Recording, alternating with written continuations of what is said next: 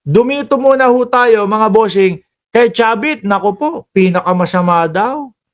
Pinakamasama daw ang ating Pangulo base po sa salaysay o sinabi ni Manong Chavit na sinigawan ng sinigawan ng kurakot nung mga nandoon po sa EDSA. 50 minutes. Sa panayam ngayong Lunes, Oktubre 13, ayan ho press na press ho yung balita na yan. Sinabi ni dating Ilocos Sur Governor Luis Chavit Singson na mas malala pa umano si Pangulong Ferdinand Marcos Jr. kaysa sa kanyang ama, ang yumaong Pangulong Ferdinand Edradlin Marcos Sr. Baka ho kasi kayo yung naiimbestigahan. Kaya nagagalit kayo, kaya mas masama. Di ba? Sabi ni Ka-Friendship Vlog, sikat na sikat si Barsaga, pinakasikat na pagkaing ungas. Sa pinakaungas. Baka kasi sila nasasama sa mga investigasyon. Siguro iniisip nila Chavit, naku, pagkalaki-laki nitong mga pangalan namin, Chavit Singson, tapos isasama, idadamay mo kami dyan. Kaya bumabanat ho si Manong. Sinubukan niya ho, mga kababayan, na bumaba doon sa EDSA. Naalala nyo yung binlag natin, may bus, dalawang pagkakalaking bus yung nahagip nung camera. Baka mamaya yung hindi nahagip na parte nung camera o nung litrato, madami pang bus doon eh. Ano sasakay doon, Chavit? Pangharang lang ba yun? O may kargadang mga tao na para doon sa rally? Baka ikaw pa may padala nung mga nag-rally na nambabato, Chavit, tanong lang namin. Baka sa'yo galing yun, baka sa bus mo galing yun.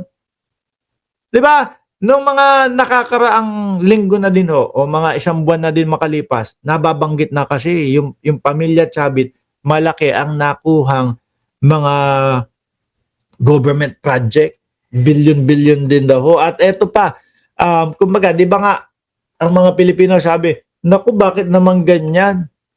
Yung mga kontraktor, kamag-anak ng mga mayor, ng mga politiko. Ganun din sila Chavit. Diba? Ito pa, may pakana pa si Chavit. Ang sinasabi niya daw, doon sa mga taga Ilocos Sur, wag iboto yung mga kamag-anak niya. Maniwala ka doon.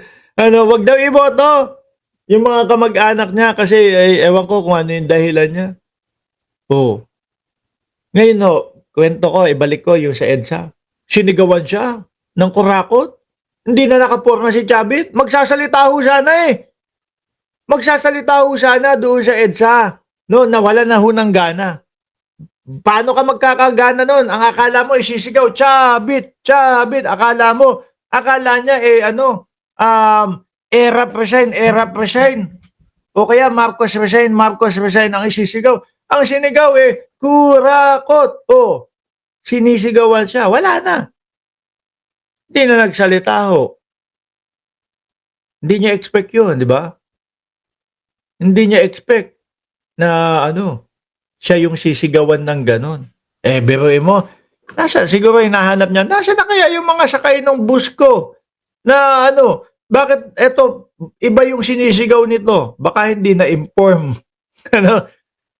Ayon kay Singson, ang kasalukuyang administrasyon ang nasa likod ng umano'y biggest scam. Scam na, nang-i-scam na ang ating gobyerno. Kasi nasasabit na yung apelido nila, nasasabit na sila, kaya scam na. 'Di ba? Sino pa yung mga mga bilyar, mga susunod na mga araw, babanat na din ng ganyan yan. Bakit to? 'Di ba? Ayan, kasama na si Mark Villar doon sa iniimbestigahan sa ICI. Yung prime water nila, mismong dinirekta. Hindi man rektang sinabi yung pangalan ng prime water doon sa zona ng Pangulo, pero pinahaginan na sila na meron tayong mga kapwa Pilipino na walang tulo ang tubig. Meron pa bang iba napapahaginan, sabitan nun? Sila lang. Diba? Kaya nga, paulit-ulit akong tinatanong sa inyo sinong presidente ang kumalaban sa mga malalaking mga pangalan na ganito? Chavit Singson, Manny Villar o Villar, Kibuloy na nakakulong ngayon. Di ba Moods Cover? Oh. At Jorge Dralin. Sabi ni Ma'am Carmen, PBBM ang mas matino kaysa sa ama niya. No? Si PBBM ang magre-redeem at maglilinis ng pangalan ng mga Marcos. Manhid lang talaga. Ay, hindi daw ho. Sabi ni Amy, siya daw ho. Di ba Ma'am Lorelai Desener? Oh, sabi ni Amy, siya daw. Paano yun? Sino paniniwalaan natin? Si PBBM po ba? O si Amy? Siyempre, kay PBBM tayo. Yun. Sabi nga ng mga DDS doon, mangga gamit. Oy, in fairness meron na naman silang meron na naman silang bago ngayon. Binuungkat na naman nila yung Lenlen. Yung Lenlen, oo. Binabanatan, tinitira na naman nila si Martin Romualdez at si Lenlen. Yung Lenlen Chronicle, yung Kape Chronicle, naalala nyo ho yun? Nandun na naman si Manang Amy. Si Lenny Robredo ho, natahimik na pinaglilingkuran yung kanyang lugar doon sa Naga. Yun na naman ang binabanatan nila. Ano ba yun? Tapos iniuugnay pa doon kay Martin Romualdez, Croco Martin daw ho. Mga kababayan, wala naman ibang yun kundi si Martin Romualdez Di ba? Oh. Samantalang si Sara Duterte, kailan ba yun? Mga 2022? Sumisigaw, iboto po natin si Martin Romualdez. Sumusuporta pa siya kay Martin Romualdez. Ngayon, eto, naiimbestigahan lang yung mga confidential funds at yung mga hindi nila maipaliwanag. Biglang inaaway na si Martin Romualdez. Alam mo, Prof. Mark, kaya lalo wala sila makukuha ang boto sa mga kakamping. Totoo. No? Hindi kahit naman utuin nila yung mga kakamping Hindi nila makukuha ang boto niyan. Sukang-suka sa kanila ang mga kakamping. Sa ating mga kababayan, gumising daw tayo, sabi ni Chabit, huwag tayong pabudol ulit. Kaso boss, nagising ang mamamayang Pilipino na ikaw daw ang puro kalokohan. Alam nyo, mga kababayan, isinilang ho ako. No? Siguro, nag-edad 3, 4, 5. Diyan ko na narinig yung mga pangalan. Siguro mga 8 taon. Naririnig ko na yung mga Chabit Singson, yung mga ganyan. Hindi mo pwedeng galawin yan. Hindi mo pwedeng basta-basta kanain yan. May kalalagyan ka. Di ba? Pero kay Pangulong Bongbong Marcos, sa kanyang administrasyon, hindi uubra yung siga-siga.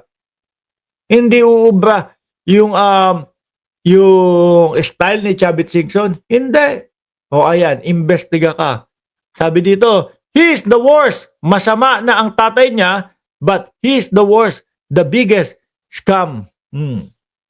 Tsaka yung tapang ng Pangulo, mga bossing. Diba sabi ng mga taga Davao, tingnan nga natin kung makakababa si Bongbong Marcos dito sa Davao. Ayun, ngayong araw nando si Bongbong Marcos. Yung mga nagbabanta sa kanya na kung makakababa o makakapunta daw si Bongbong Marcos sa Davao, wala, hindi mga sumipot.